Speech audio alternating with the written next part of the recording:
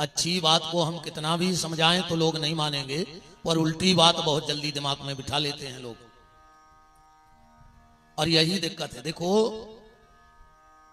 उतने जल्दी अच्छी बात व्यक्ति के जीवन में नहीं आती जितने जल्दी बुरी बात आ जाती है। सद्गुण उतने जल्दी जीवन में नहीं उतरता जितने जल्दी दुर्गुण आ जाता है।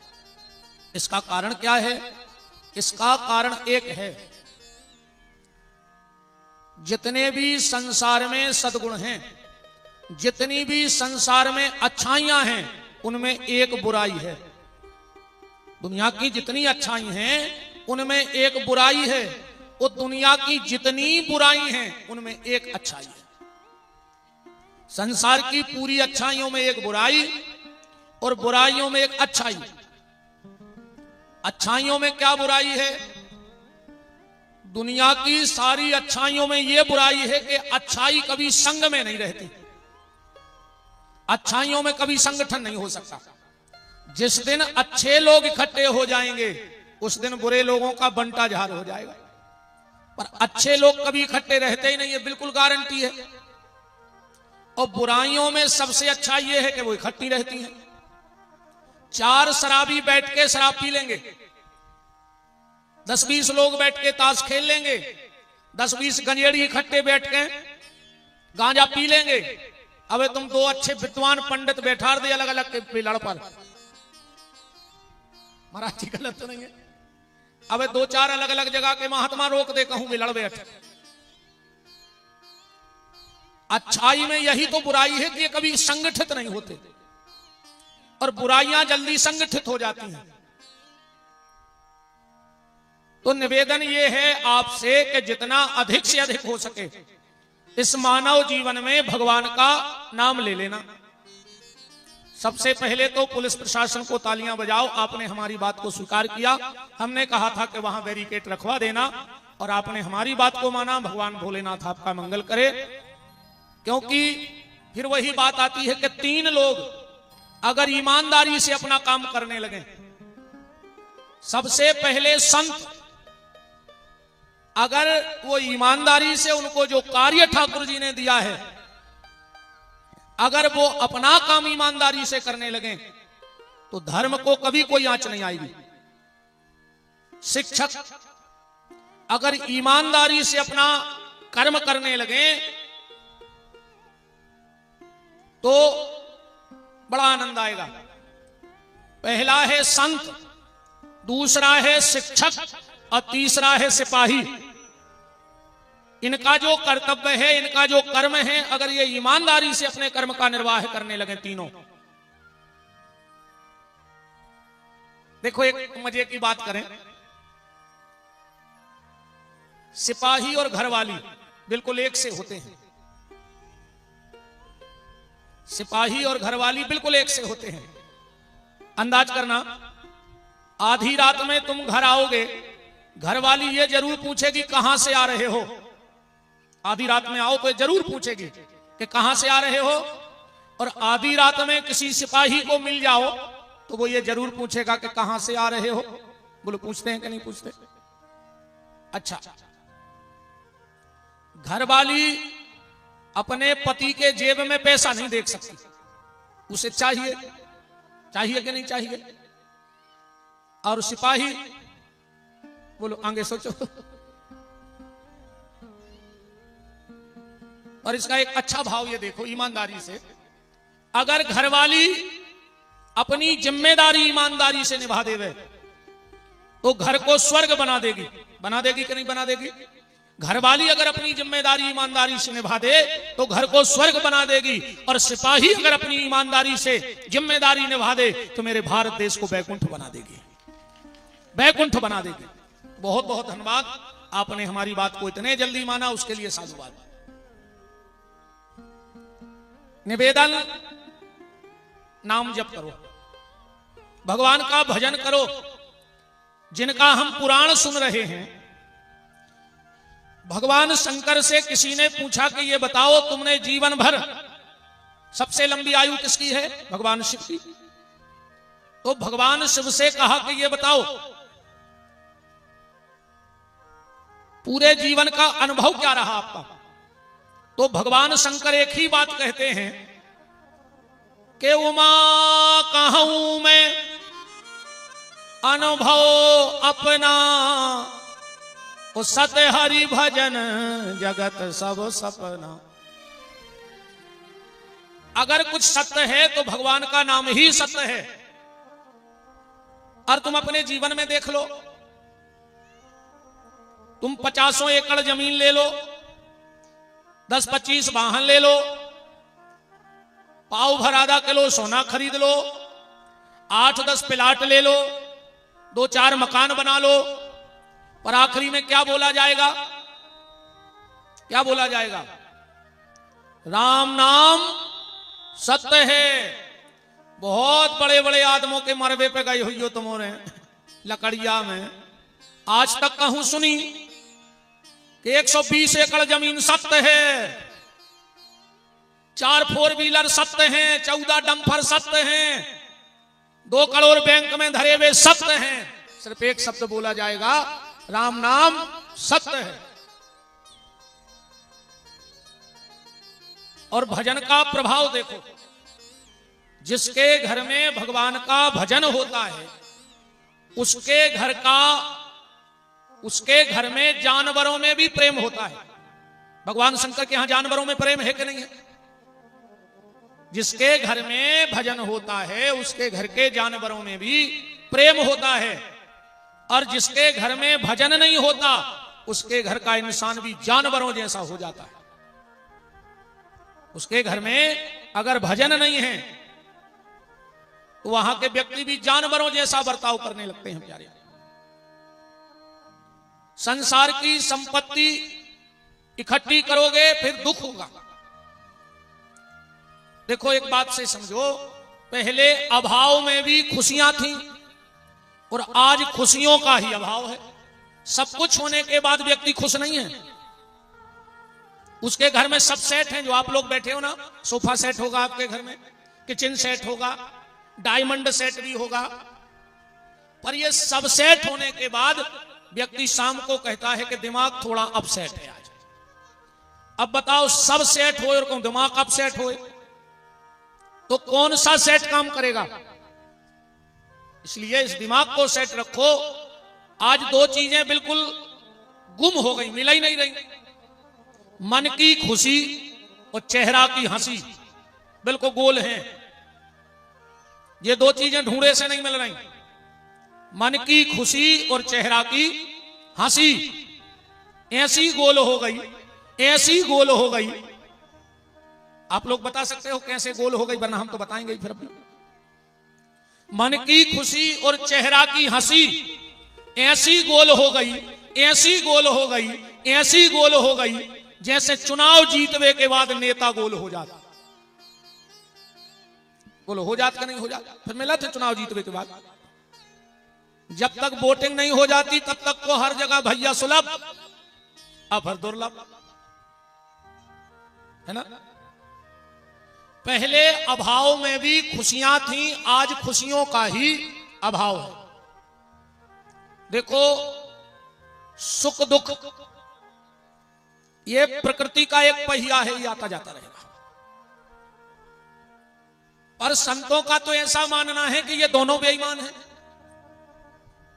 कि सुख सुख ना दुख बुध बुदा, वो दोनों हैं बेईमान। वो सबका आदर कीजिए जो भेजे भगवान। देखो, जब जीवन से दुख जाता है तो सुख देके जाता है, और जब जीवन से सुख जाता है तो दुख देके जाता है। तो इससे अच्छा तो दुख है, जब जाएगा तो सुख तो देगा। बात ऐसे समझना, एक पति पत्नी थे, उनके पास एक गैया थी, और वो गैया लगभग 5 लीटर दूध देती थी। उनका एक नौकर था जिसका नाम था संतोष।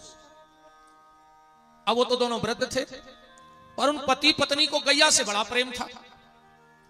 तो वो संतोष नाम का नौकर बिल्कुल सच्ची श्रद्धा से गैया की सेवा करता, और जितना दूध गाय में निकलता वो पूरे का पूरा उन वृद्ध दंपति को दे देता,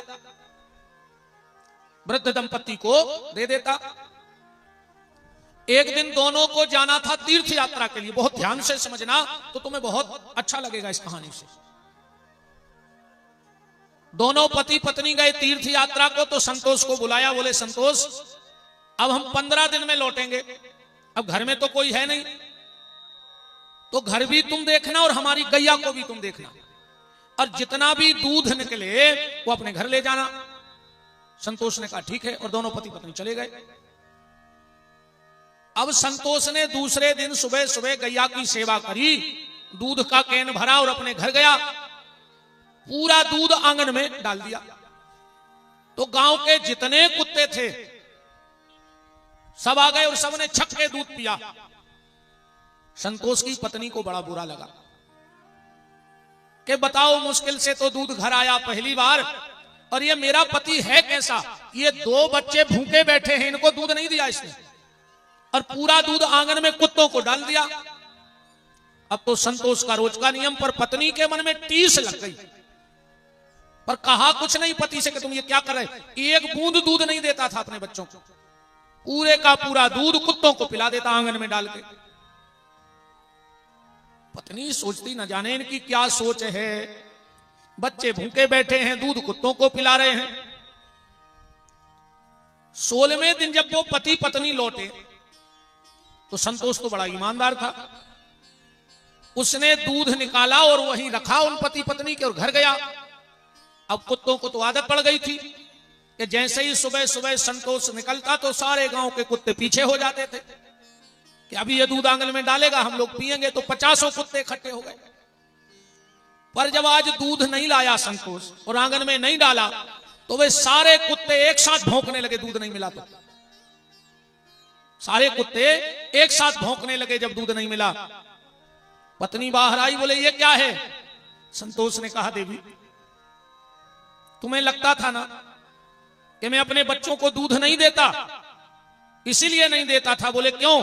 बोले इन कुत्तों को देखो, 15 दिन दूध मिला, आज नहीं मिला तो ये भौंक रहे क्योंकि इनको दूध पीने की आदत पड़ गई। मैं नहीं चाहता था कि मेरे बच्चों को कोई बुरी आदत पड़ जाए, क्योंकि वो दूध अपना नहीं था, वो दूध दूसरे का था। अगर 15 दिन हमने अपने बच्चों को दूध पिलाया होता और आज दूध घर आया नहीं, तो इन कुत्तों की जगह मेरे बच्चे भौंक रहे होते। और मैं नहीं चाहता था कि मेरे बच्चों को सुख के बाद दुख भोगना पड़े।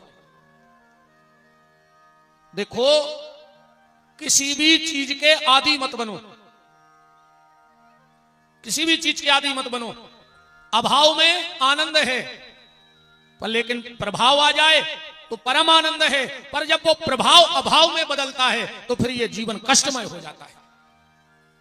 या तो सुख मिले ना, अब मिले तो फिर जाए ना। अच्छा, गरीब आदमी अमीर हो जाए कोई दिक्कत नहीं, वो अपनी जिंदगी मजे में जिएगा। और अगर कोई बहुत बड़ा आदमी भिखारी हो जाए तो उसको तो मरना हो जाएगा। बोलो हो जाएगा कि नहीं होगा। तो भगवान शिव की जो हम लोग कथा सुन रहे हैं, भगवान शिव शमशान में रहते हैं और बड़े आनंद में जिंदगी जीते हैं। कुछ नहीं है पर सब कुछ है, कुछ नहीं है फिर भी सब कुछ है। और हमारे यहां सब कुछ है फिर भी कुछ नहीं है। बोलो, हमारे यहां भी तो सब कुछ दिख रहा है, पर तुम्हारा क्या है। मकान तुम्हारा है, जमीन तुम्हारी है, गाड़ी तुम्हारी है, हर एक पल में छूट जाएगा। तो भगवान शिव कहते हैं कि आनंद में रहो, घर में वन में बाट में कहूं रहे जो देह, पर प्यारे सीताराम सो लगो चाहिए नहीं। और भगवान शिव के भक्त भी ऐसे ही होते हैं। एक बार भगवान शिव और माता पार्वती कैलाश पर बैठे और मृत्यु लोक की यात्रा को निकले, तो माता जी ने क्या देखा कि एक व्यक्ति शमशान की आग में रोटी सेक रहा है। मात्र 4 रोटी है उसके पास। कैलाश पर लौट के गई माता, बोली कि भोलेनाथ आप कितने निर्दयी हो। बोले क्यों। बोले आपने उस व्यक्ति को नहीं देखा, शमशान में रोटी सेक रहा था और ओम नमः शिवाय ओम नमः शिवाय कितनी मस्ती में आपका भजन कर रहा था। कम से कम आपको इतनी व्यवस्था तो करनी चाहिए। भगवान शिव बोले देवी,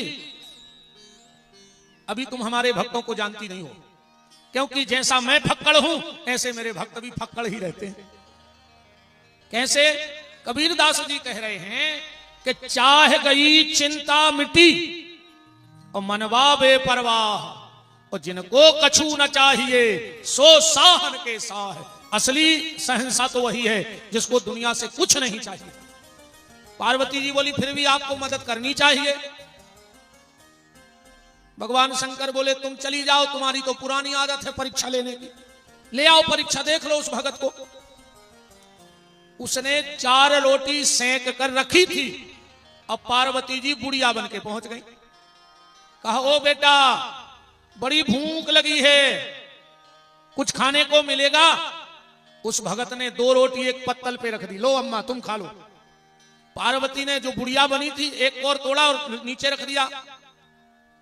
भगत जी बोले क्यों? अब बोले हम तो खा लेंगे पर हमारा बब्बा भी भूखो है, अब 2 रोटी तो हम खा लें, 2 बब्बा को भी चाहिए। भगत जी ने कहा तो ये रोटी भी ले लो, 2 तुम खा लो, 2 अपने पति को ले जाना। और ये पानी पिए और बड़ी चैन की सांस ली।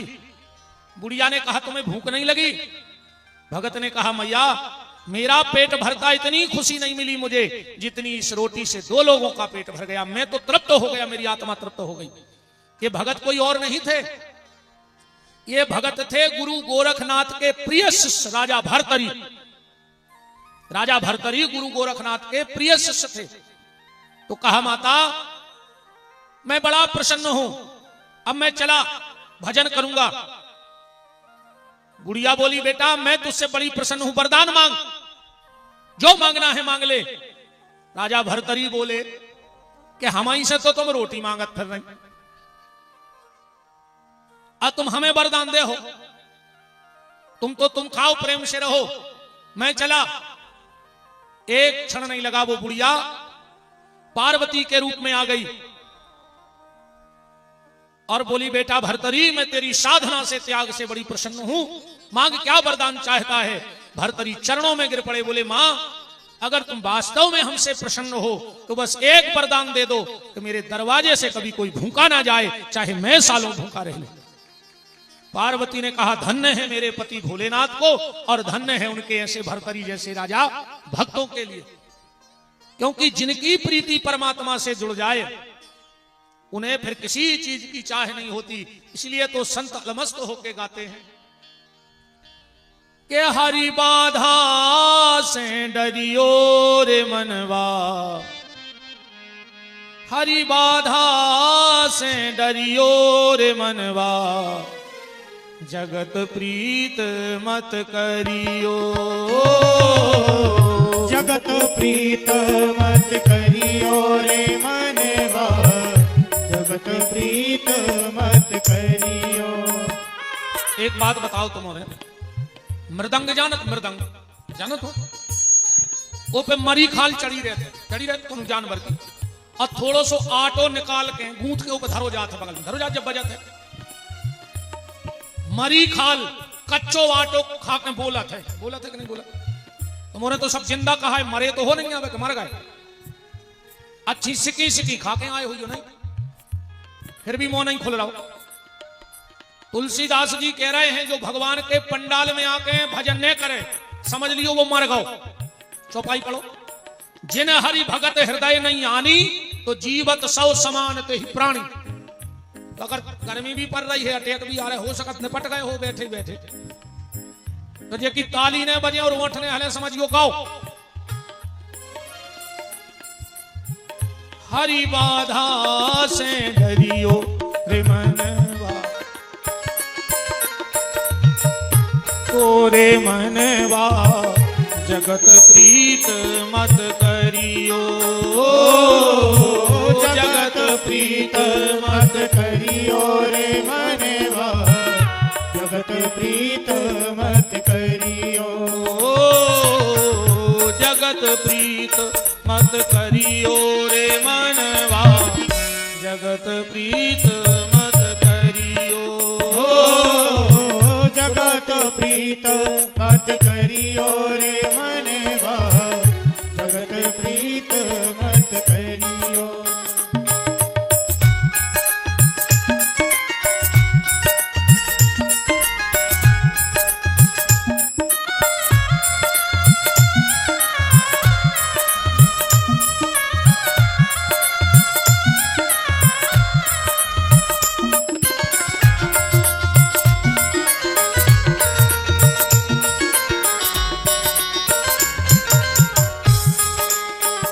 ये जग है माटी का खिलौना, ये जग है माटी का खिलौना, ये जग है माटी का खिलौना, ये जग है माटी का खिलौना। इसके पीछे तुम मत रोना, इसके पीछे तुम मत रोना, नहीं तो जिंदा मरियो रे मनवा, जगत प्रीत मत करियो, जगत प्रीत मत करियो रे मनवा, जगत प्रीत मत करियो, जगत प्रीत मत करियो रे मनवा, जगत प्रीत मत करियो, जगत प्रीत मत करियो रे मनवा, जगत प्रीत मत करियो। अंग हुआ रोग मिले, सुख के संजोग मिले, जीवन की बाटी में धन और धाम मिले, पूर्ण मन काम मिले, और राम ना मिले तो सब काम मिले माटी में।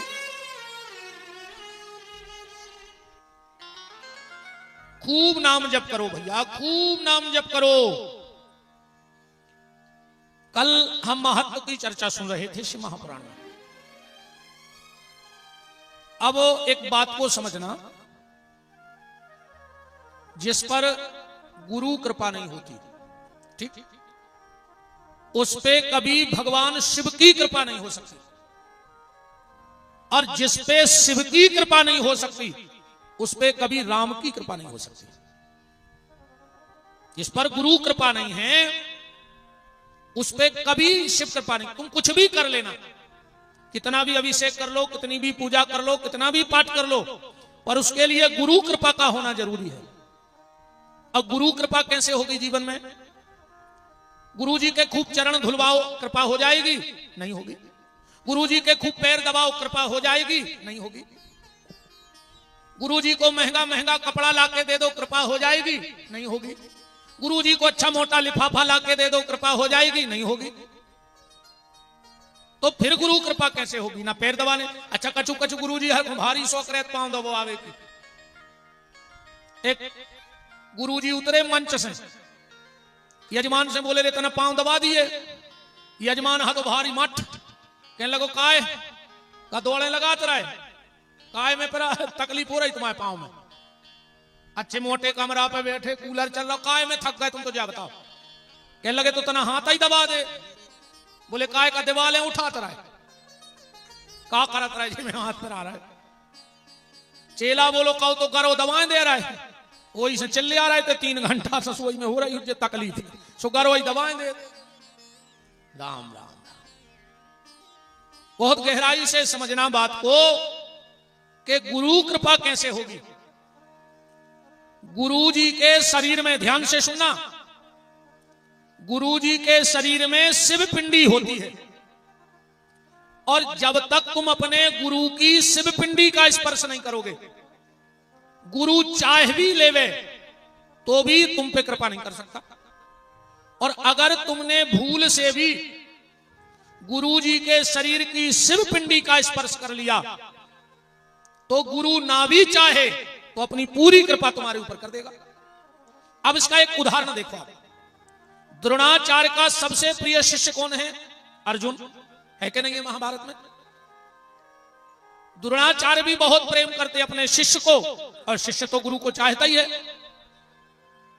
पर एक शिष्य आया द्रोणाचार्य का, एकलव्य। द्रोणाचार्य ने उसे दीक्षा नहीं दी, पर उसने धोखे से गुरु की शिव पिंडी का स्पर्श कर लिया।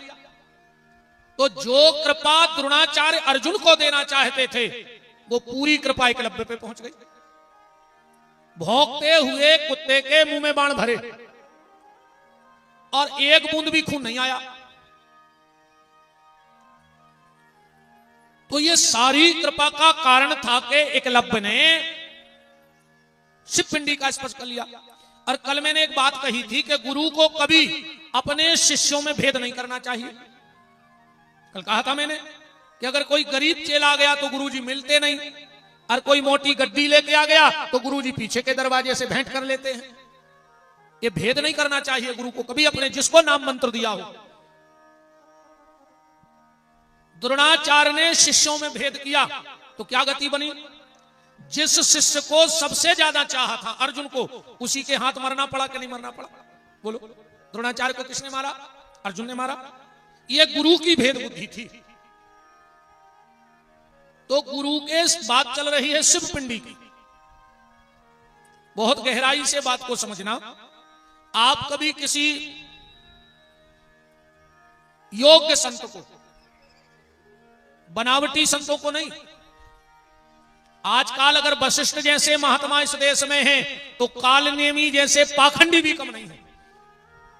अगर वशिष्ठ जैसे संत इस देश को संभाल रहे हैं तो कालनेमी जैसे भी बहुत घूम रहे हैं, जो खाली संतों का चोला धारण कर लेते हैं।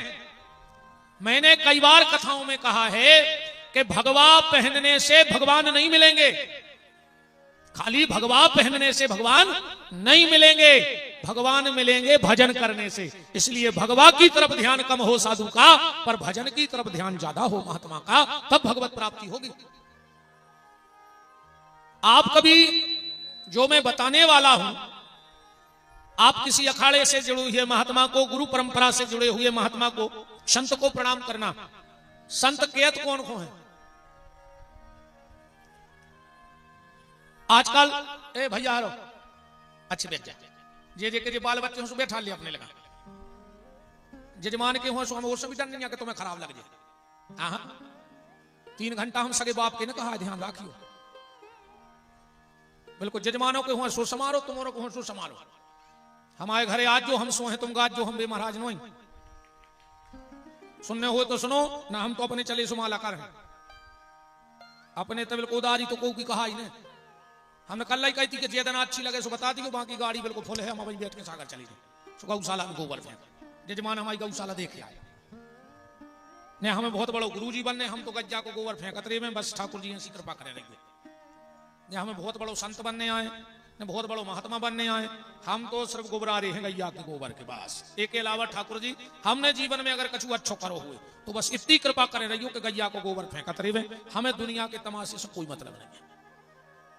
वो तो ठाकुर जी की कछु कृपा है शरीर पे, तो सोचा था बांटो जितने सुधर जाए, अच्छी बात है। अपन तो बहुत अलग बाबा जी हैं, कथा और भूल गए, हमको कछु इतने विद्वान यहाँ हैं, यही तो हमें भाई हम भूल गए हम क्या कह रहे थे, हमें कुछ खबर नहीं है। इतनी समस्या, पढ़े लिखे होते तो सब सही सिस्टम चल, तो अब पढ़े लिखे हैं नहीं इसलिए भूल के रह गए। कुछ ने क्या कह रहे थे, क्या कह रहे थे हम, जो हमें नहीं खुद की खबर तुम कथा की दाए। अगड़ बगड़ दम और हम पढ़े न तुम, दो ये कैसे फंस गए का? बात संतों पे चल रही थी। आजकल तो अपन ऐसे भी संत कहने लगे जैसे कोई मर जाते है तो क्या कहते तुम्हारे, आज फलाने भैया शांत तो हो गए, जैसे क्या तो पहले का डाकू हते के लुटेरे हते के चोर चोर का ठते जे में मरवे के बाद शांत भाई जई के तो कई आज वे शांत होगा, तो पहले का लुटेरे हते रे। कछु कछु कहते हैं आज वे भगवान को प्यारे हो गए, तो भगवान का चील घर खोले बैठो, पोस्टमार्टम विभाग है भगवान के, मरत जा रहा जी हूं पटकत जा, जिंदगी भर थे छल कपट करत रहे, अब मर गए उसका भगवान हो प्यारे हो गए। का नाटक नौटंकी मचाई अपन ने भी गाय, पूरी जिंदगी दूसरे को सुख से जीवन नहीं दाओ, दूसरे बाबा जी रुक जाओ,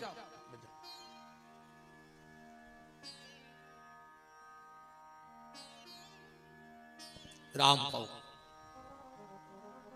वो तो हर आदमी पैसा में साफ हो पैसा चाहे, पूरे के कथा चालू नहीं भाई बेला फिर आरती के चढ़ा भर दीजिए तो हुए। हाय पैसा, हमें पैसा चाहे, ये महाराज पाठ कर रहे हैं इनको पैसा चाहे, जे बजा रहे हैं इनको पैसा चाहे, ये साउंड जड़े इनको पैसा चाहे, और तुम्हारे भी आज पैसा ही सुनाए कि भगवान खूब दियो हम।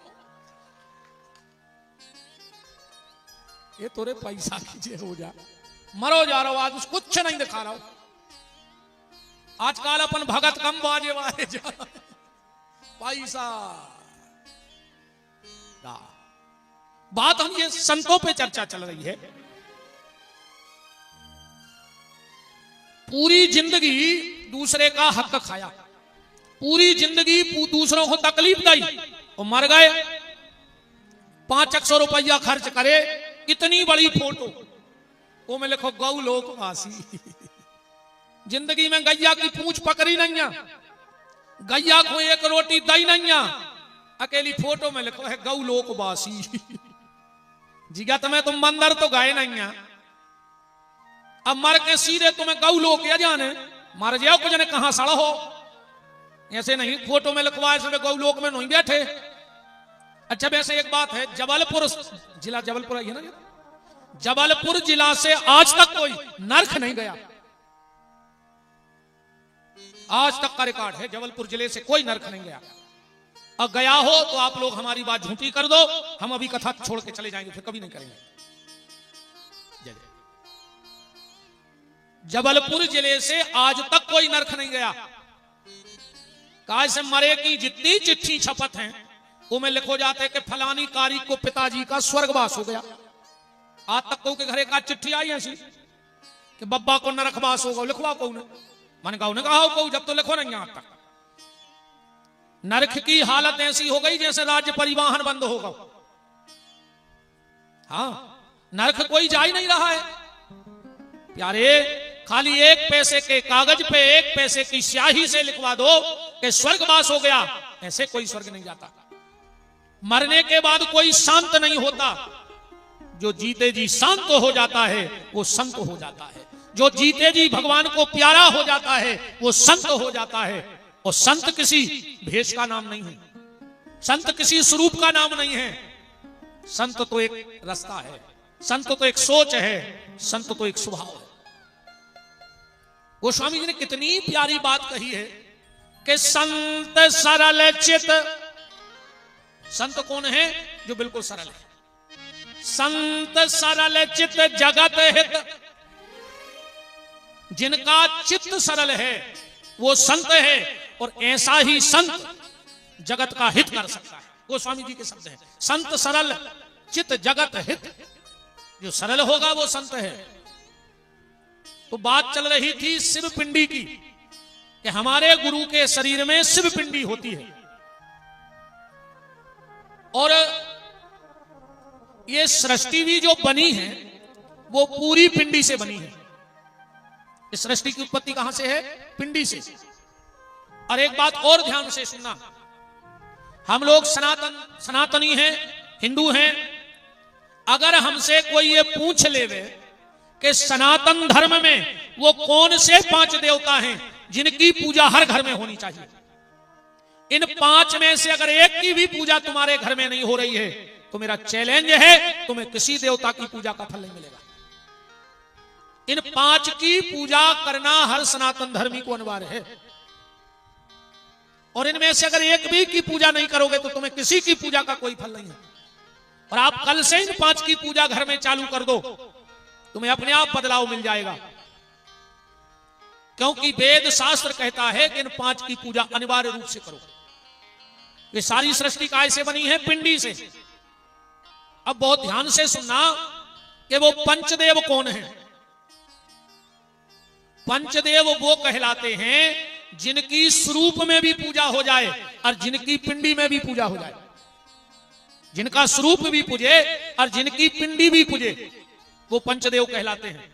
हम आपको 5 देवता ऐसे गिना रहे हैं जिनका स्वरूप भी पूजता है और जिनकी पिंडी भी पूजती है। छठवां कोई आपको पता हो तो हमें बता देना, हो सकता है हमें पता ना हो, हम लाल बुजक्कड़ तो आए नहीं, ये सब या जानत। पंचदेव ध्यान से सुनना, सबसे पहले हैं भगवान भोलेनाथ, जिनका स्वरूप पूजता है कि नहीं पूजता? भोलेनाथ की पिंडी पूजती है कि नहीं पूजती? दूसरे हैं भगवान नारायण, जिनका स्वरूप भी पूजता है, राम के रूप में, कृष्ण के रूप में, विष्णु के रूप में, और इनकी पिंडी कहां पूजती है? प्रभु सालक राम जी के रूप में पूजती है कि नहीं पूजती? और प्रभु सालक राम जी का तो प्रभाव है प्यारे कलिकाल में। जिसके घर में गंडकी नदी के सिद्ध सालक राम जी रखे हों, उन पे काला तिल, उनका तिलक स्वरूप जैसा उनका बनता है, जैसा हर देवता का तिलक अलग अलग है, तो सालक राम जी का तिलक स्वरूप भी अलग है। जिसके घर में गंडकी नदी के सिद्ध सालक राम रखे हों और उनका तिलक स्वरूप विधिवत हो, उन पे काला तिल और तुलसी का पत्ता रखा हो, एक तरफ गरुड़ जी रखे हो और एक तरफ जल से भरा हुआ शंख रखा हो, दुनिया का जितना बड़ा गुनिया तांत्रिक उसके बाप को छुट्टी है, वो उसके घर पे अपनी मंत्र विद्या चला देवे। उस घर में कभी कोई ऊपरी टोटका टोना बाधा नहीं जाती। ये सालक राम जी का प्रभाव है। अब पहचान कैसे करोगे कि नकली सालक राम कौन है और असली सालक राम कौन है? ऐसे तो कोई भी काला गोल पत्थर आपको दे दे और कह दे कि ये सालक राम जी हैं, तो आप मान जाओगे? नहीं साहब, सालक राम जी की पहचान है तनक तुमरे आगे ना खिसक आओ और कसरक आओ, हर आदमी आगे बड़े बेफिर रहो, खिसक आओ। तुम्हारा काय सरक रहा है पीछे, खिसको खिसको खिसको। अरे आ जाओ यार, हम इतने खराब भी नहीं लगत कि हमें पास से न देख सको। कलर जरूर सांवलो है, वह देखत में तो अच्छी लगत है। आ जाओ। कछु आदमी कहते हैं कि महाराज तुम्हारी शकल खराब लगत, कथा तो अच्छी लगत है, इसे हम दूर से सुना थे। हाँ बैठ जाओ। राम कहो, हाँ विराज जाओ। सीतानाथ भगवान की जय। तो सालक राम जी की पहचान है, उनमें सोना होता है। जिस काले पत्थर में सोना समझ में आ जाए अपने आप। मेरे पास है बहुत प्यारे एक महात्मा ने दिए थे आशीर्वाद स्वरूप, तो सबके सालक राम जी में तो होता है सोना, पर हमारे जो प्रभु सालक राम हैं उनमें सोने से ओम लिखा है, पूरा स्पष्ट समझ में आता है, ओम बना। मतलब सालक राम के साथ ओम भी विराजे, माने भोलेनाथ भी उसी में विराजे। अभी यहां ठाकुर साहब के यहां विराजे हैं हमारे प्रभु, और सुबह से खूब चकाचक अभिषेक भी होता है। लगभग 7 बजे से 11 बजे तक पूजा होती है, खूब चकाचक उनकी। कौन सा गांव है? मोहला। मोहला, हाँ, वहां अभी हमारे राम विराजे हैं, वही हमारी सरकार का सिंहासन लगा है। सालक राम जी का बड़ा प्रभाव है भैया, बड़ा प्रभाव। एक भगत हुए चंद्रहास, बड़े भोले भाले भगत थे, बड़े भोले भाले भगत। एक बार गंडकी नदी के यहां गैया चरा रहे थे और नारद बाबा मिल गए। तो नारद जी से बोले कि महाराज मैं ठहरा चरवाहा, गाय चराने वाला, बिल्कुल सीधे सच्चे। अब बोले ना मुझे कोई मंत्र आता है, ना तंत्र, ना विधि, ना पूजा। आप कहो तो हम तो राम भी नहीं कह सकते निरंतर, पर कोई ऐसा उपाय बता दो जिससे शरीर की मुक्ति हो जाए। तो नारद जी ने वही गंडकी नदी में से निकाले सालक राम और चंद्रहास जी को दे दिए और कहा तुम ज्यादा कुछ मत करना, 24 घंटे में एक बार इनका चरणामृत लेते रहना, धोके इनको पी लेना। हो सके तो आप लोग भी इतना नियम बना लेना प्यारे, अगर बन जाए तो। ज्यादा ना कर पाओ तो 2 काम तो करना ही लगना कल से। धोके पीना और बता के खाना, बस इतना नियम ले लो बस। धोके पीना और बता के खाना। ज्यादा पूजा पाठ ना बने कोई दिक्कत नहीं, पर मेरा निवेदन है कि इतना जरूर करो। धोके पीना, 24 घंटे में एक बार भगवान के चरण धोके चरणामृत जरूर पी लेना। अगल बगल मंदिर हो तो वहां जाना, या घर में एक नियम बना लो। माताएं ज्यादातर पूजा करती हैं, तो जब ठाकुर जी को स्नान कराओ तो एक कटोरी में जल भर के रख दो, अलग स्नान का जल। और सबसे कह दो कि जो जब स्नान करे तो उसका पहला काम है कि इस कटोरी में से थोड़ा सा जल पीना है, इसके बाद उसे भोजन दिया जाएगा। ये तो तुझे मानेंगे, तुम इन्हें मान है कि नहीं मान? इनके मान है बाप। जब तुम्हारे कैसे ने बहुत अद्दा छोड़ दाए, बताओ छोड़े हैं तुम्हारे कैसे के नहीं छोड़े? बताओ मानत हो तुम्हारे इनकी बात का नहीं मानत? जय जय महाराज जी, विराजमान प्रभु जी। छोड़े हैं बहुत अद्दा तुमने इनके कैसे के नहीं, तो इनके कैसे कम से कम चरण मृत पियन लगो। हे कलयुग के तुलसीदास हरो। इतने आए तुम्हें विमान उतर रहा है भाई, बाप से मोह नहीं भूल रहा है, पुराण सुन भी आए मार जाओ, कीड़ा पार के मारो, ऐसे न मारो, ध्यान राखियो। अरे तुम्हारी ये हो जा, एक घर के 17 घर करवा दे रही, यज्ञ की परिक्रमा देव आई थे कहा।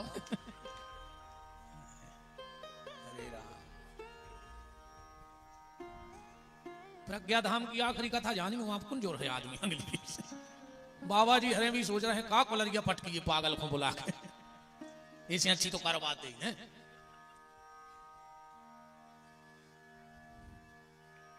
धोके पीने लगो, मतलब चरण धोके भगवान का चरणामृत 24 घंटे में एक बार लो, और बता के खाने लगो। बता के खाने का क्या मतलब है, जब तुम्हें थाली आवे भोजन की तो घर में जहां भगवान रखे हो थाली ले जाना और ले जाकर भगवान को दिखा देना, कहना लो ठाकुर जी तुम देख लो अब हम खा रहे हैं। मंत्र आवे तो अच्छी बात, ना आवे तो कोई दिक्कत नहीं। मंत्र आवे तो बोला करो, ओम नाभ्यायासीदंतरिक्षगुं शीर्ष्णोर्देवो समवर्ततो अद्भ्याम भूमृदिशाः श्रोत्रा तथा लोकान कल्पयन्यो। ये तो बड़ो हो जाए, तुम्हारा याद ही नहीं हुई। एक छोटो मंत्र है, त्वदीयं वस्तु गोविंदम तुभ्यमेव समर्पयेत् घ्राण सुमुखो भूत्वा प्रसीद परमेश्वरो। जो भी याद न होए तो अन्नपूर्णे सदा पूर्णे शंकर प्राण वल्लभी ज्ञान वैराग्य सत्यर्थम भिक्षाम देहिं च पार्वती। जो भी न हुई याद, एक बिल्कुल सरल मंत्र, अब याद हो जाए सबको। थाली लाई, हाथ जोड़ियो, कहियो आजा राम, और भूख लगी तो खा जा राम। जो तो सबको याद होगा ना, आजा राम और भूख लगी तो खा जा। तुमको भूख लगी भी आ जाए, नहीं लगी हुई है तो चकाचक बैठे ना तुम खा लियो, पर भगवान को बिना बताए मत खाओ। तो नारद जी ने सालक राम जी की बटुलिया दे दी और कहा कि इसे ले जाओ और रोज चरणामृत पीना। अब चंद्रहास जी बड़े भोले भाले भगत थे, 2-4 दिन तो उन्हें रोज नियम से सवेरे चरणामृत लाओ और पीले में। एक दिन चंद्रहास भगत ने विचार करो कि सुनो हो यार, हम कौन उतना जल्दी जल्दी में भूल जाए, और एक संत को वचन दो कि रोज चरणामृत ले हैं। तो उन्होंने कही अब एक काम करो, का सालक राम जी उठा के गाल में दबा लाए, बोले एक बार का दिन भर चूसत रहे नहीं हो, दिन भर चरणामृत। ये हमें और आपको नहीं करना है, तो बहुत ऊंची स्थिति है भक्तों की। हम लोग अभी उस क्लास में नहीं है जिस क्लास की हम चर्चा कर रहे हैं। हम लोगों का तो अभी एडमिशन भी नहीं हुआ उस क्लास में भक्ति की। धीरे धीरे ये सो वैराग्य भाव चंद्रहास जी ने सब त्याग दो। एक लंगोटी पेरे और एक कंधा पे, मुंह में सालक राम। एक बार चलते चलते चलते चलते एक सेठ के घर में रात रुक गए। सेठ ने बड़ी आओ भगत करी महात्मा की। सुबह चंद्रहास जी उठे सो अपने ध्यान में बैठ गए, और जब बाहर निकले तो सेठ के पूरे घर के रो रहे थे।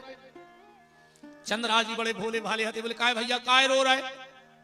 सेठ बोलो कि रात में हमारे घरे डांको पड़ गओ, हमारी आधी संपत्ति लुट गई। महात्मा बोले तो काय भैया जी की आधी संपत्ति लुट जाए वो रो चाहिए? अरे सेठ बोलो बिल्कुल रो चाहिए। महात्मा इतने जोर जोर से रोए कि पूरे घर के सामने रहेगा कि ये को का लुट गवा। चुप कराए, चुप नहीं हुए महात्मा, रो में और 17 ठटकरम करे। सेठ बोलो तुम काय रो रहे? महात्मा बोले तुम्हें तो कही थी कि ये की आधी संपत्ति लुटे वो रो चाहिए। बोले तो तुम का लुट गाओ? बोले हमारा 2 लंगोटी हती, एक डरी थी सूख में सुबह चोर हमारी लंगोटी में तुम्हारी संपत्ति बांध ले गए। हमारा ये कई लंगोटी बची सो आधी जा जात हमारी लुट गई कि नहीं लुटी। ऐसे भोले भाले और आगे बढ़े। कोनो भगत ने सतुआ दे दो, आटा दे दिया, पन्नी में लाए चले जा रहे थे। एक कुत्ता ने देख लो, कुत्ता ने मारो झपट्टा, वो थैला मुंह में दबा और दौड़ लगा दी। अब संत जी ने देखो कि अगल बगल कहूं पत्थरा है ही नहीं, सुमो में सालक राम दवाई थे, सुमो में ऐसे निकाल के अद्दाय फेंका के कुत्ता के जेब लेकर पट्टा में उन्हें वो थैला छोड़ो, कुत्ता भग गओ। उते जाके बोले वाह प्रभु 10 साल से संगे लाए रहे पर तुम कामे आ जिया परी। तुम अगर आज तुमने होते तो हम आओ जो आटो चलो जाते। बड़ी हमने कहा ना संत कैसे होते हैं, संत सरल चित। जो लटका झटका बेईमानी जाने वे संत काय के वे तो कालने भी आए। संत सरल चित जगत हित, ऐसे संतों को भगवान मिलते। एक नदी के किनारे पहुंचे महात्मा जी, अब और तो कछुआ तो नहीं, कहीं लंगोट बची थी, मुंह में सालक राम। एक पत्ता पे वो आटो धरो। नदी के किनारे कुछ बच्चे खेल रहे थे। बेटा घर किसका पास है? बोले मेरा। बोले क्यों? बोले थोड़ा राम रस ले आओ, नमक। लड़का बोलो गुरुजी हम ले आ रहे हैं भाई, जल्दी जल्दी। लड़का दौड़ के गाओ राम रस ले आओ। बाबा जी ने आटे में डालो, महात्मा ने अच्छी 4 चक्करें बनवाई। जी जी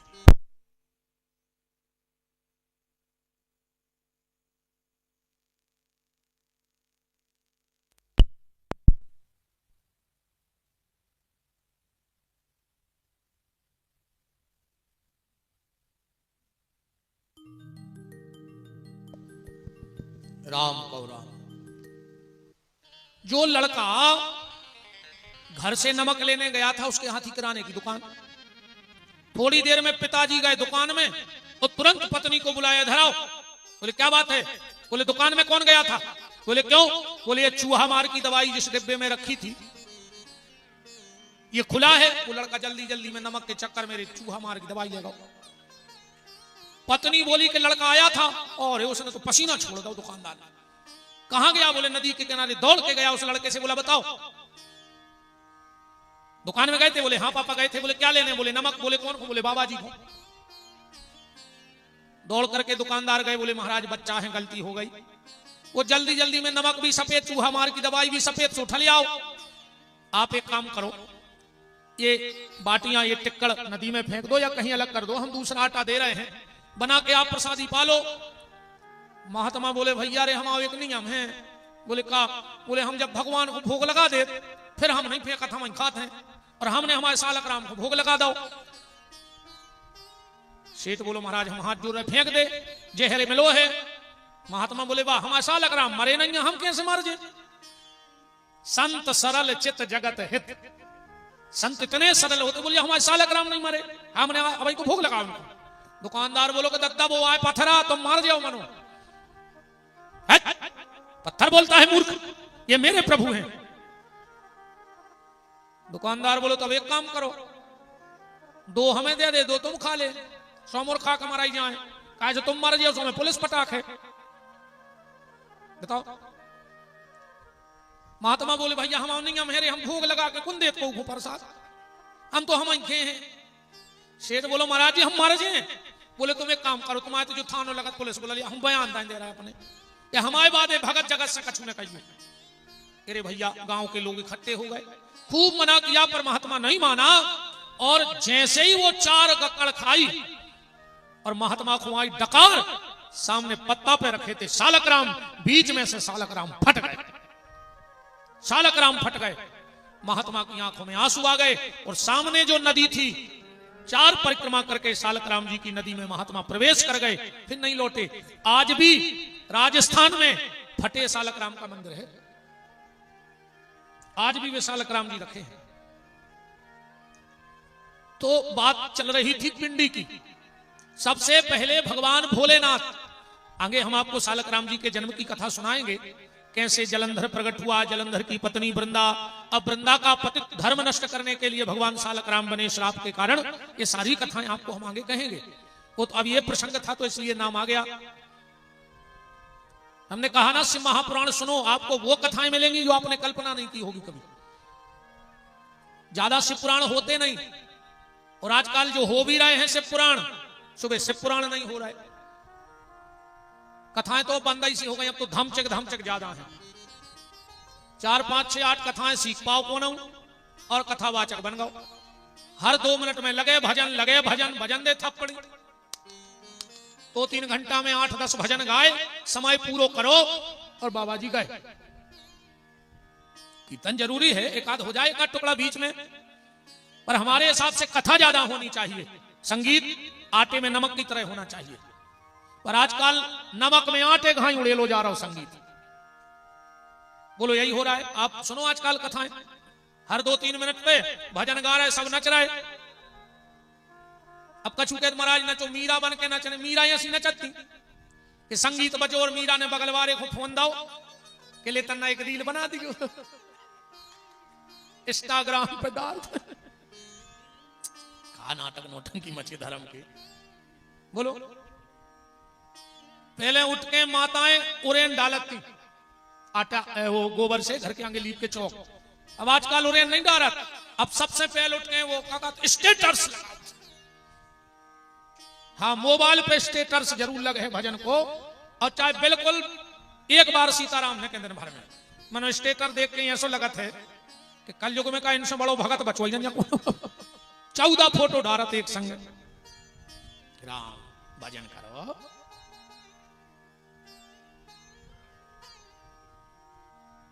अच्छा,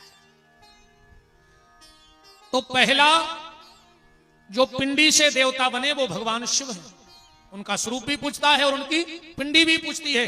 दूसरे हैं प्रभु राम कृष्ण, जो भी आप कहो, 12 है, जो भी आप कहो। तीसरी है माता दुर्गा। माता का स्वरूप तो आप लोगों ने देखा ही होगा, है ना?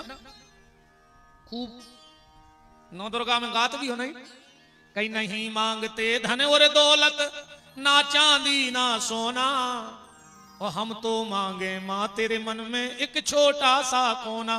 और माता भी कुर्सी पे बैठी बैठी हंस रही के कारे बेईमान, क्या कह रहा हूं? नहीं मांगते धन और दौलत, ना चांदी ना सोना, और कोरोना में 20 को राष्ट्रीय 150 में रगड़ दो। बातों के सपोला है बस आदमी, बातें तो इतनी मीठी करत है कि सांप आंधरे करें दद्दा है। अच्छा, एक बात और देखियो, माता की जितनी भक्तें हुई हैं उनमें साबत नहीं मिल सकती।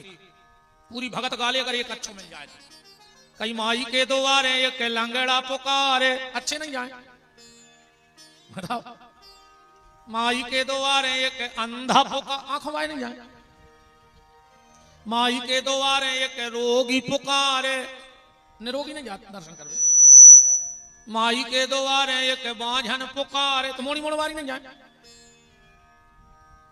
माने देखो को ने पूछे सो माई के द्वारे, पटक दे माई के दरवाजे, है ना? एक सावत बताओ तुमको पूरे में। माई के द्वारे एक निर्धन पुकारे, ऐसे ही गात के नहीं गात। और एक बात ध्यान से सुनना प्यारी, बहुत अच्छा गाती हो। जिसको कोई नहीं पूछता उसी को तो मां पूछती है, जिसका कोई नहीं होता उसी की मां होती है। कि दरबार में राधा रानी के दुख दर्द मिटाए जाते हैं, दुनिया के सताए लोग वहां सीने से लगाए जाते हैं। मां जैसे कोई नहीं पूछता उसकी मां होती है, मां मां होती है, मां जैसा कोई नहीं होता। और बिना मां की कृपा के परमात्मा मिलेगा भी नहीं। जब तक मां कृपा नहीं करेगी परमात्मा नहीं मिलेगा। तुम तो अपने घर से देख लो, ईमानदारी बताइए, तुम कुर्सी पे बैठे पेपर पढ़ रहे सुबह सुबह, तुम्हारा 6-8 महीने का बच्चा पूरा मलमूत्र में सन गया हो और तुम्हारी तरफ खिसकने लगे, कैसे करते हो तुम लोग? अरे यार कहां गई यार, उठाओ इसको। अब वो बिल्कुल तुम्हारी तरफ खिसक रहा, अरे यार बाद में करियो, कछु काम ले जाओ, तुम्हें सुनाई नहीं दे रहा है, अरे यार आ गया, उठाओ। तुमने नहीं उठाया, पर मां आई उतने ही प्यार से उठाया उसे, नहानी में ले गई, नहलवाया, काजल बिंदी टिपका लगाया, झगुलिया पहनाई और छोड़ दो। फिर तुम कैसे करा? आजा आजा, तो कहा पहले नहीं था तो तुम आओ। बोलो, पहले नहीं था तुम्हारा, था तो तुम्हारा ही, पर वो मलमूत्र में सना था तो तुमने स्वीकार नहीं किया। पर मां ने जब उसे साफ शुद्ध कर दिया तो तुमने गोदी में उठा लिया। बस यही जीवन में सूत्र लगाओ, ये शरीर विकारों के मलमूत्र में सना है, परमात्मा रूपी पिता तुम्हें कभी गोदी में नहीं उठाएगा। पहले तुम्हें भक्ति की शरण में जाना पड़ेगा, मां की शरण में जाना पड़ेगा। जब भक्ति करोगे तो शरीर के विकार साफ हो जाएंगे, परमात्मा दौड़कर तुम्हें अपनी गोदी में उठा लेगा। तो जिसको कोई नहीं पूछता उसे मां पूछती है, मां मां होती है। पर आज का ये दुर्भाग्य है, बाहरे जमाने तेरी हद हो गई, बीवी के सामने मां रद्द हो गई कि नहीं हो गई? बाहरे जमाने तेरी हद हो गई, बीवी के सामने मां रद्द हो गई, पेट पर सुलाने वाली पैरों में सो रही है। माघ के महीने में जब तुमने बिस्तर गीला किया, मां ने उठा के तुम्हें इस तरफ सुलाया और वो गीले में सो गई। तुमने उस तरफ भी बिस्तर गीला किया, मां ने उठा के तुम्हें हृदय पर रख लिया, पूरी रात गीले में पड़ी रही। और आज तुम पेट पर सुलाने वाली पैरों में सो रही है। अब बीवी पी रही कोको कोला और बूढ़ी मां पानी को रो रही है। अगर घरवाली ने आधी रात में कह दी कि कुछ ठंडा पीने की इच्छा है, तुमने गाड़ी निकाली और जबलपुर के ढाबा देखे आए कि कौन खोलो है, और मां को कभी पानी नहीं दिया।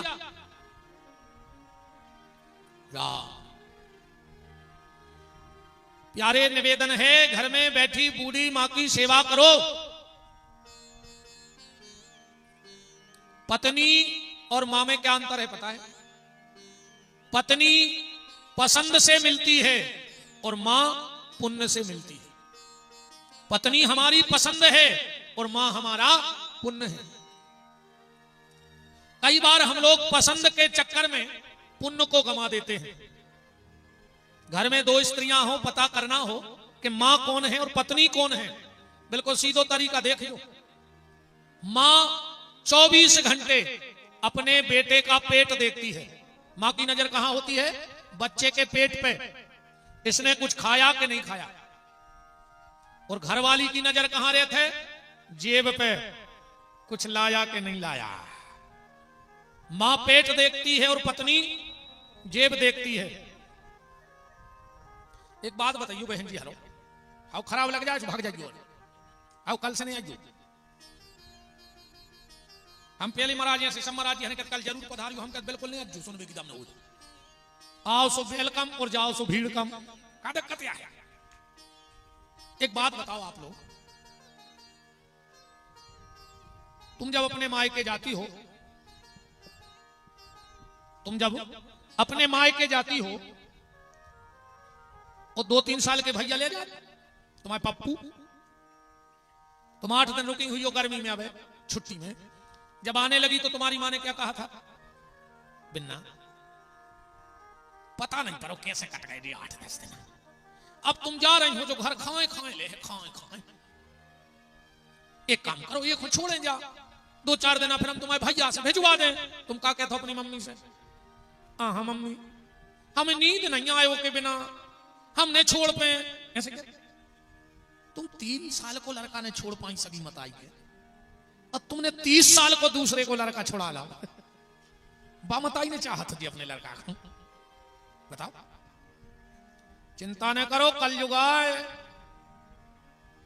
जेने पिसी बाई हुई है सो पिसी काटी हुई है, जेने चना बोए हुई है चना ही काटे हुई है, और बोए हुई है 1 बोरा, कटे हुई है 20-25 बोरा। जो भी अपन भैया रहे रे, तुम अपने बाप से ऊंची आवाज में बात करियो, तुम आओ मोड़ा उचट के मुंह में लात ने मारे तो विपिन बिहारी को नाव बदल दियो। तुम अपनी सास को मुंह चलियो, तुम्हारी बहू आके यही कटंगी में अगर तुम्हारी सांप की ऐसी थुतरी ने कुछ रोड पे धारा रखे, हम तो कहते भगवान इतनी दुष्ट बहू मिलेगा तुम्हारी चुपन चपा करके खड़ोरे पूरी कटंगी में। अगर तुम अपनी सास दुकान खर्च हो गई कह दे दुकान खुश हो गई कि अच्छो महाराज आ रही ऐसी तो हम नहीं किया पाए। अरे राम राम, अच्छी रही, ठीक है। और कहता है ये तो नहीं मूड कर रहा है कि महाराज तुम तो चले जो हमारी बात पूछ। सेवा करो, माँ बाप की सेवा करो प्यारे, इससे बड़ी दुनिया की कोई सेवा नहीं है। खूब सेवा करो माँ बाप की। माँ माँ होती है, माँ से बड़ा कोई नहीं होता है। आज हम रोटी के पीछे भाग रहे हैं, बोलो भाग रहे हैं कि नहीं भाग रहे? दिन रात रोटी के पीछे भाग रहे हैं। भगवान फिर वही समय लौटा दे कि आज हम रोटी के पीछे भाग रहे हैं। पहले हमारी माँ रोटी लेके हमारे पीछे भागती थी कि बेटा 1 रोटी तो खा लो, भागती थी कि नहीं भागती थी? पहले माँ रोटी लेके भागती थी और आज उस रोटी के पीछे हम भाग रहे हैं। क्यों? क्योंकि हमने माँ को छोड़ दिया। अगर माँ को पकड़े रहते, माँ के चरणों में पड़े रहते, तो कभी रोटी के लिए भागना नहीं पड़ता प्यारे, क्योंकि माँ खुद रोटी लेके पीछे भागती थी। कहां गया वो समय? पहले की जो हमारी माएं थी वो कम पढ़ी लिखी थी बेचारी, अंगूठा छाप ज्यादा थी। आज जो हम लोगों को धर्म पत्नियां मिल रही वो ग्रेजुएट, एजुकेटेड का कही जाता अंग्रेजी में, पढ़ी लिखी मिल रही। ये अनुमान हमने इसलिए लगा लिया कि पहले की मां बिना पढ़ी लिखी थी। हम रोटी मांगते थे एक और मां परोसती थी दो, परसती गिनत नहीं हती, कैसा हिसाब जानता ही नहीं थी। मां को तो ये लगता था कि हमारा बेटा कितनी रोटी खा ले। और आजकल की ये मिल रही पढ़ी लिखी, सुजे आटो बाद में निकारा डिब्बा में से, पहले घर वाले से पूछा था आप कितनी खाओगे, तुम बेशरम कहता दो एक हो लगे दिन रात कदों खाई कि घरे जाके गिन के रोटी खे हो। अच्छा बहन जी हरो जा बताओ, जैसे पति ने कही दो, तो तुमने 2 कटोरी आटो निकाल लो।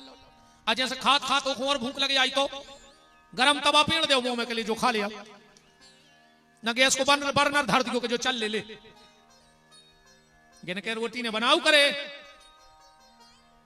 आज आदमी ने इतनी तरक्की करी, इतनी तरक्की करी, ओके घर में 14 जोड़ी चप्पलें हैं, 24 जोड़ी कपड़ा है, पर डिब्बा में 2 रोटी नहीं है। आज किसी के घर चले जाओ तुम्हें अर्जेंट में 2 रोटी नहीं मिलेगी। पहले कई लोग आपोरों में बैठे हुए हो, पहले अपनी माँ 10-20 रोटी रात में बना के मटेली में धर देती, तो पता है तो कि सवेरे उठे और मटेली हो दो। कई आदमी चाय से रोटी खाते। अब ज्यादा स्टैंडर्ड में नहीं बता पाओ, बाबा अलग है, पर सत्यता तो जाइए। आंखें मीड़त जाते और डिब्बा मटेली की तरफ दौड़ते, अपने हिस्सा की रोटी पेल धर लेते 4, काय मुझके बेन भज रहते। अब आजकल तुम्हें करे बस एक, ये 2-3 आदमी कम सुखी नहीं रहे रे। एक ट्रक को मालक अब सुख से नहीं सो सके। एक ट्रक को मालक जे एक ट्रक हो तो को नींद लगता ही नहीं, कहां पंचर होगा, वो माल धरो फिर लो पकड़े आनो। एक घेला की नहानी, एक ही मटका हो अगर नहानी में, दूसरो बासन न हो पानी भर में, आको वादा कराते वो फूट गया तो एक लड़का को बाप, अब उताई नो खेती। अब ठीक है जो कछ हुए सो सीताराम है। अब तो काका है कौन से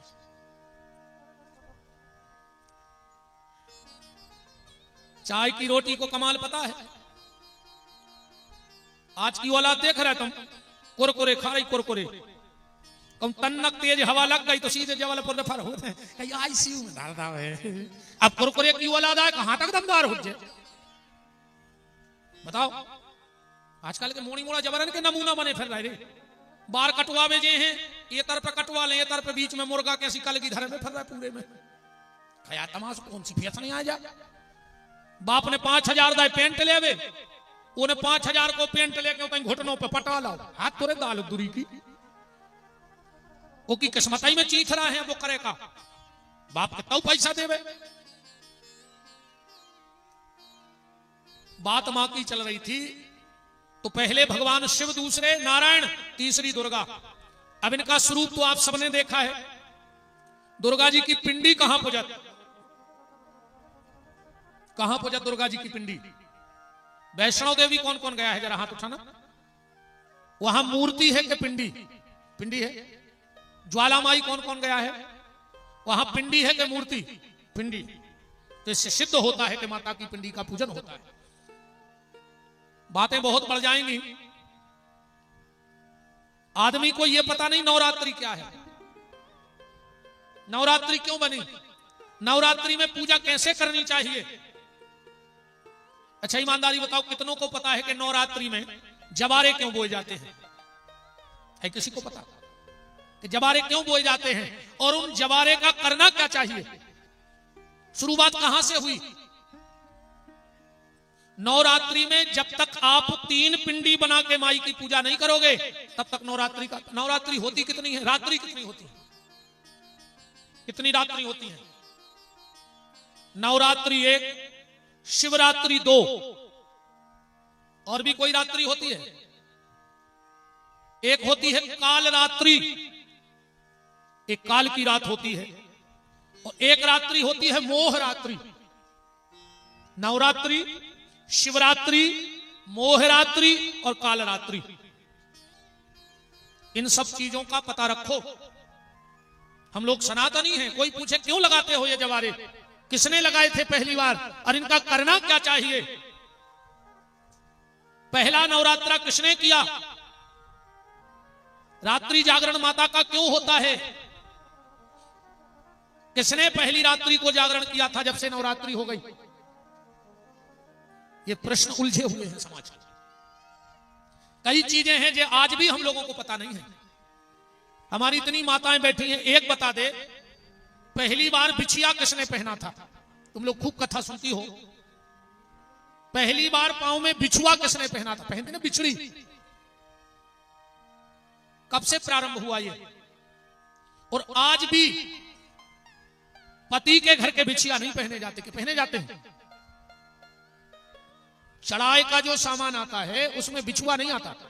बिछिया कौन देता है? बड़ी बहन या बुआ देती है कि नहीं देती? तो जो तुम्हारा ससुराल पक्षपति का परिवार तुम्हें 20 लाख का जेवर ला सकता है, वो 2000 के बिछिया नहीं ला सकता क्या? पर नहीं आते। कभी विचार किया ऐसा क्यों? गले में मंगलसूत्र पहने हो, पहली बार किसने पहना था इसको? ये देखियो रुम कछु खत का कूलर में रुमाला फसादा बंद कर दियो, निकाल ले। एक जने चली जा बच्चे कोई। बोलो वृंदावन बिहारी लाल की जय। राम को राम। श्री सीतानाथ भगवान की।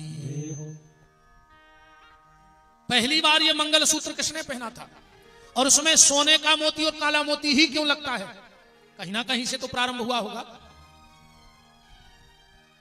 हर चीज की कथा है प्यारे, हर चीज की। अब जरा तुम लोग आओ अपनी परंपरा पे। हमारे यहां ग्रंथि बंधन होता है ये यजमान बैठे हैं गठजोड़ा करके। पहली बार ये किसका हुआ था? पहली बार गांठ कहां लगाई गई पति पत्नी के बीच में? किसी को पता नहीं।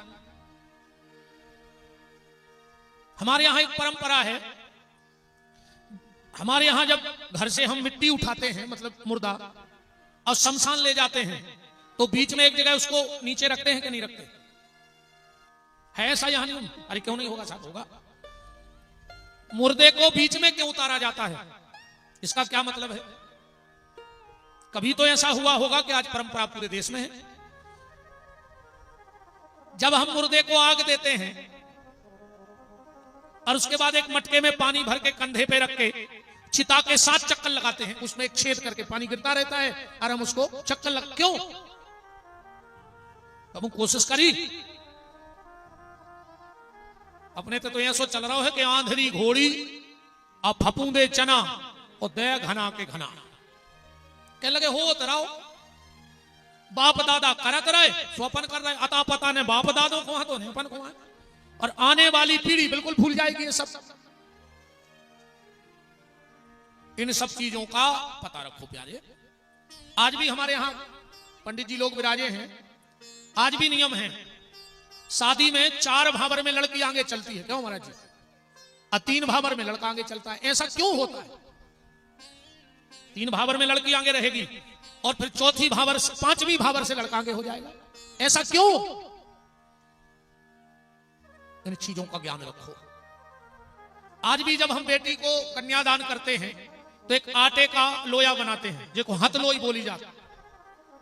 लड़की के हाथ पे रखेंगे, लड़की के हाथ के नीचे पिता हाथ लगाएगा, पिता के हाथ के नीचे मां हाथ लगाएगी, और फिर होने वाला दामाद हाथ लगाएगा। आजकल दामाद शब्द से खतरा भड़का है। वो सास को नहीं भगा लेगा अपन बेसरो, ये तोरे दामाद की जय हो जा। बताओ कहां हो जय है? कालू घर के लगी जा रहा है। अब अरे वो एक लड़का लड़की की शादी हो रही है 15 दिन पहले। अरे वो समदान खुलिया के भगा मोड़ा कोटाई पैरे बैठो रहा समदी भगाओ समदान खुलिया के। अब कौन पे भरोसा कर यार बताओ? बहुत खतरा को समझ बच जाता। कौन सी बात हम ये कर रहे हैं कि हथलोई की परंपरा कब से आई हमारे सनातन धर्म में, और उस हथलोई का करना क्या चाहिए। अपन का कर पता हो हथलोई को, पहले बाप ने हाथ निकारो, फिर मताई ने, फिर लड़की ने वह हथलोई लड़का के हाथ पर रख दी, लड़का ने कोपर में डाल दी। आज सवेरे जब विदा भाई तो तुम्हें हथलोई दिखा रही, तुम्हें दिखा सोफा, तुम्हें दिखा पलंग, तुम्हें दिखा दहेज कि कौन वो ने लिया जाए, सो तुम तो हथलोई उताई गार्डन में डरी।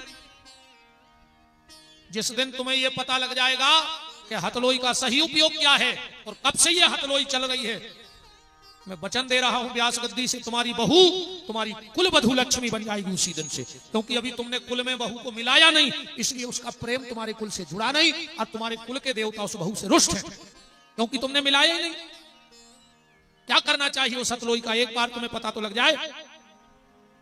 हम सब अधूरे आधे काम कर रहे हैं और इसीलिए उसका हमें कोई फल मिल नहीं रहा है। इन सब चीजों की खोज करो प्यारे, इन सब चीजों की खोज करो।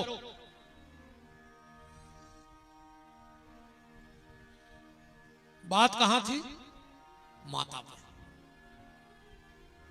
चौथे देवता कौन है,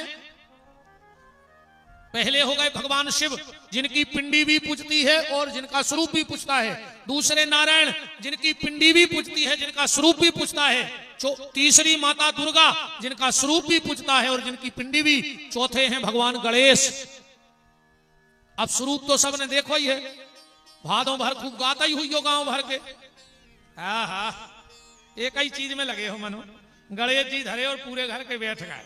कई अंधन को आंख देत, कोड़न को काया, और निर्धन को पुत्र देत, बाझन को पुत्र देत, निर्धन को मां। पैसा के पीछे पड़ो तो आदमी, चाहे गणेश जी धले चाहे शंकर जी, तुम तो निर्धन को धन दो। का गाथवार का है, कई पान चढ़े, फूल चढ़े और चढ़े मेवा। गणेश जी करे कारे बेईमान, 10 दिन हो गए डठुगा ले आओ नन्या, और चिल्लिया इतने जोर से रहो जैसे 25 पान रोज लग के आ रहे हुए। बताओ ईमानदारी से, चढ़ाओ गणेश जी को पान लगवा के दुकान से। अगले नर आ रहे होगा, कई पान चढ़े फूल, ये में फर रहा गणेश जी। ऐसे भजन से कुछ नहीं हुए रे, ऐसे तो पूरे चिल्लिया थी तुम्हारे शाम को। कई ओम जय जगदीश हरे, स्वामी जय जगदीश हरे, और जैसे ही लेना आई और आदमी जोर से बोलने लगा जैसे भगवान का हमने सुना तो।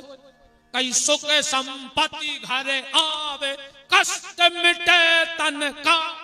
अच्छा पैसा दे दो, बीमार हुए बोलो कि सुख संपत्ति घर आवे, कष्ट मिटे तन का।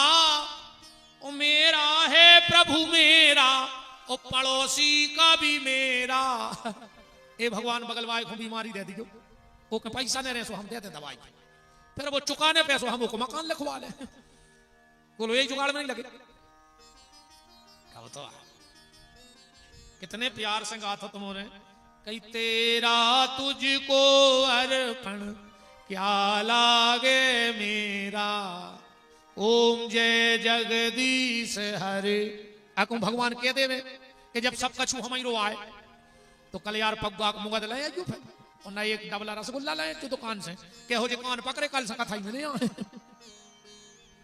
अकेले तेरा तुझको अर, इसका क्या हो रहा बताओ। मांगना है तो फिर तुलसीदास जी की तरह मांगो जो उन्होंने गणेश जी से मांगा। क्या मांग रहे हैं, पढ़ो जरा कविता बली। मांगत तुलसीदास कर जोरे, मांगत तुलसीदास कर जोरे, मांगत तुलसीदास कर जोरे, मांगत तुलसीदास कर जोरे। बसहि राम सियमा नस मोरे, बसहि राम सियमा नस मोरे। जब तुलसीदास जी ने रामायण में गणेश जी को बुलाया, पढ़ो पहला श्लोक मानस का। वर्णानमर्थ संघानाम रसानाम छंदसामपि, मंगलानाम च कर्तारौ वंदे वाणी विनायक। विनायक, विनायक माने भगवान गणेश। गणेश जी ने कहा मांगो, तुलसीदास जी हाथ जोड़ के कह रहे हैं, गाइए गणपति जगवंदन, गाइए गणपति जग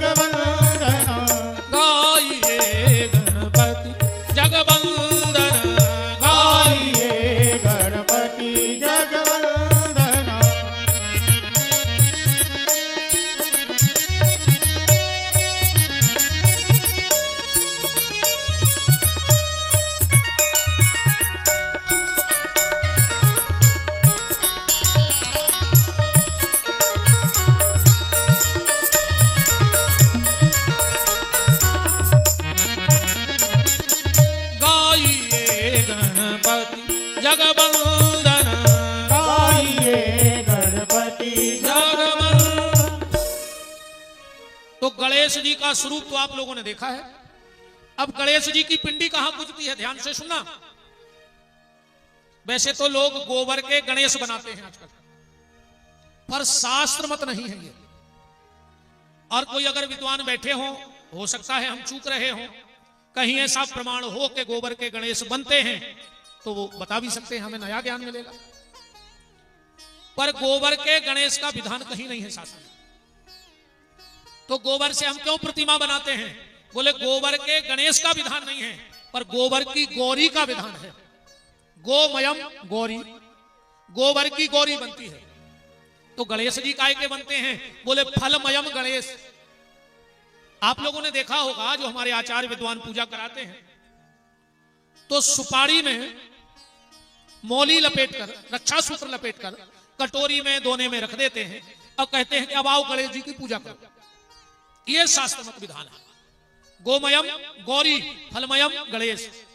एक बात का और विशेष ख्याल रखना आप लोग, कभी भी 3 चीजें दान में मत देना। चाहे अपनी बेटी की शादी करो तो भी मत देना। सबसे पहले गणेश जी की प्रतिमा दान में मत देना, फोटो दान में मत देना, चित्र भी दान में मत देना कभी किसी को। क्योंकि अगर तुम्हारे घर से गणेश निकल गए तो उनकी पत्नियां फिर थोड़ी तुम्हारे घर में रहेंगी। रिद्धि सिद्धि बाहर जाएगी कि नहीं जाएगी? ये गणेश जी की पत्नी है, कौन? रिद्धि और सिद्धि। कहो गणेश जी की पत्नियों का क्या नाम है? बोलो बोलो। रिद्धि और सिद्धि। तो गणेश जी को मिली रिद्धि और सिद्धि और अपन को मिल गई जिद्दी। मिली क्या? अब बोलो तुम्हें कैसी मिली? आप कोई नहीं बोलेगा।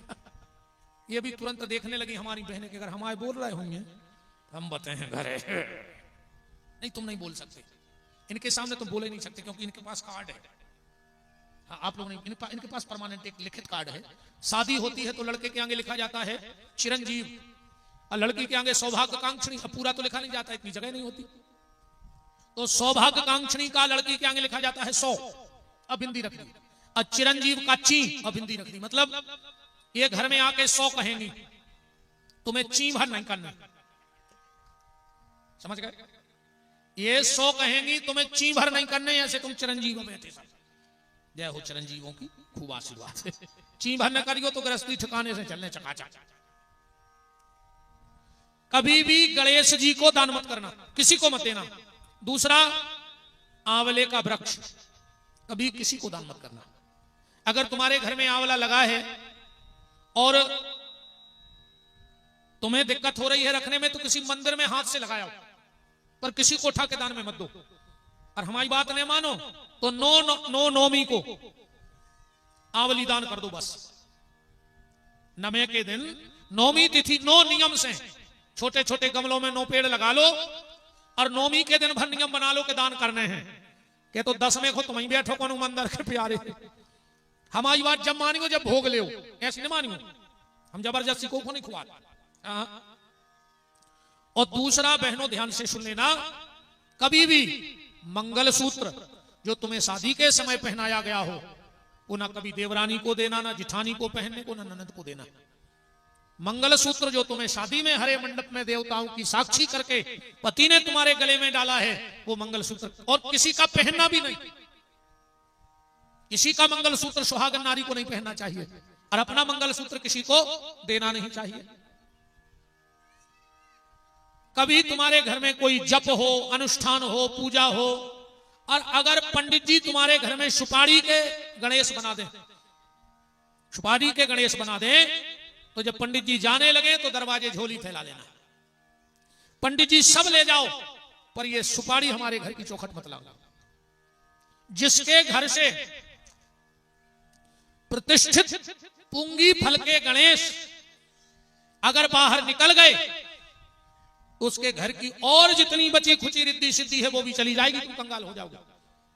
क्योंकि गणेश जी जाएंगे तो रिद्धि सिद्धि जाएगी, रिद्धि सिद्धि जाएगी तो उनके दोनों बेटे शुभ लाभ भी चले जाएंगे। इसलिए गोबर की बनती है गौरी और फल के बनते हैं गणेश। आगे आप गणेश जी के जन्म में सुनोगे, आजकल लोगों ने एक फैशन बना लिया है, घर के प्रमुख दरवाजे के ऊपर गणेश चिपकाते हैं। गणेश जी के पीठ के पीछे दरिद्रता का निवास है, छुपी बैठी है। इसलिए कभी दरवाजे के सामने गणेश नहीं लगाना चाहिए, क्योंकि गणेश जी का मुंह है रास्ते की तरफ, पीठ है तुम्हारे घर की तरफ, तो तुम्हारे घर में कौन छुपेगा? फिर दरिद्रता छुपेगी। अब अगर तुम उल्टी तस्वीर लगा रहे, वो ध्यान से समझना एक एक चीज को। तुमने मान के चलो ऐसी तस्वीर लगा दी कि पीठ रास्ते की तरफ हो गई और मुंह घर की तरफ हो गया, तो हाथी का एक स्वभाव है, उसकी सूंड में आप जो भी दोगे वो पीछे फेंकेगा, उठा उठा फेंकता है कि नहीं फेंकता? हाथी कभी भी कोई वस्तु सामने नहीं फेंकता। रहीम जी ने एक बड़ा सुंदर वो लिखा है उनके साहित्य में। एक बार तुलसीदास जी चित्रकूट में इस घाट पे बैठे और रहीम बाबा उस घाट पे बैठे, तो तुलसीदास जी ने आधा दोहा लिखा और रहीम बाबा के भेज दिया। बोले इसका उत्तर दो। क्या उत्तर चाहिए? उत्तर ये चाहिए, एक हाथी बार बार मंदाकिनी गंगा में नहाता और नहा करके सूंड में बालू भरता और ऊपर फेंकता। तो तुलसीदास जी ने प्रश्न रख दिया कि धूर धरत ने जे शीस पे कहो रहीम के ही काज। ये हाथी बार बार ऐसा क्यों कर रहा है? ये नहा रहा है और फिर ऊपर बालू फेंक रहा है, फिर नहा रहा है। तो रहीम बाबा ने क्या सुंदर उत्तर लिखा। बोले जे ही राजे ऋषि पत्नी तरी